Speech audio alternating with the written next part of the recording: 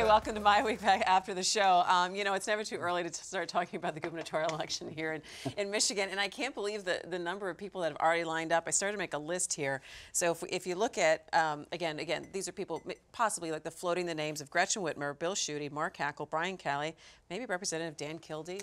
I mean, we have a lot of people that have already started to... Don't leave Mike Duggan off the list. You're not going to... Really? Don't ever ask him that question. I want to see you ask him that question. Duggan, I want to see you ask that question. As we've discussed in the past, he's not running for governor. Let's keep this video so that we can roll it out in 18. He's not running for governor. He wants to be the boss. Right. I didn't believe him. Telling you. Add Paul Miller, the guy who spent $4 or $5 million to run for Congress and funded this anti-Prop 1 campaign. What about Candace Miller?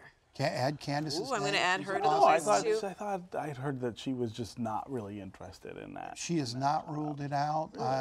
Throw on the Republican side the possibility that Mike Rogers comes back and runs. The possibility. I think that's distinct. Well, let's while we're making this list, let's talk about the fact that we're even talking about this 3 years out. What is it in our system that is now, you know, makes a second term of a governor just like, oh, well, forget what Rick Snyder's doing. Let's already start looking at the next election. And it's a problem. The same thing happened in Washington 1 year in, barely, and people were already running against Barack Obama. And, you know, I think it hurts the governmental process. I think it hurts it in Michigan. I would be in favor of 1 6-year executive term for both the president and the governor. Take away the whole re-election. Anyway. Take away the re-election, you know, factor in their decision making.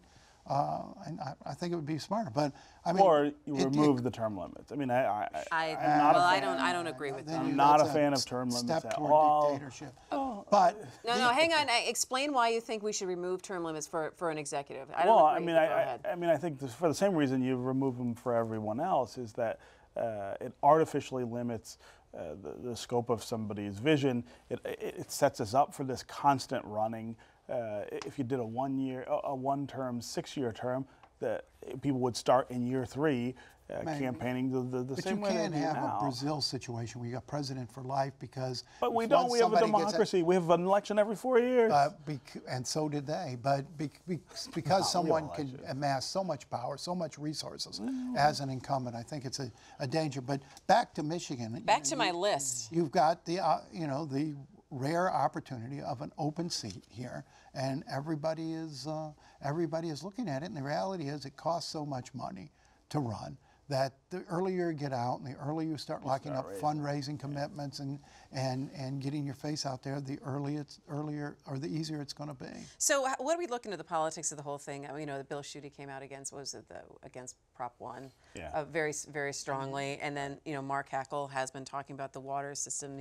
Some people maybe accused him of saying, hey, getting your name out there. He was accused, and what he said to me was, he said, look, if this was about running for governor, I would be kissing Mike Duggan's fanny because, you know, you assume that Mike Duggan's going to pull the strings in the next Democratic election. And so I don't think that's what this is about. But clearly, you know, you've got other people doing things to position themselves for a gubernatorial run.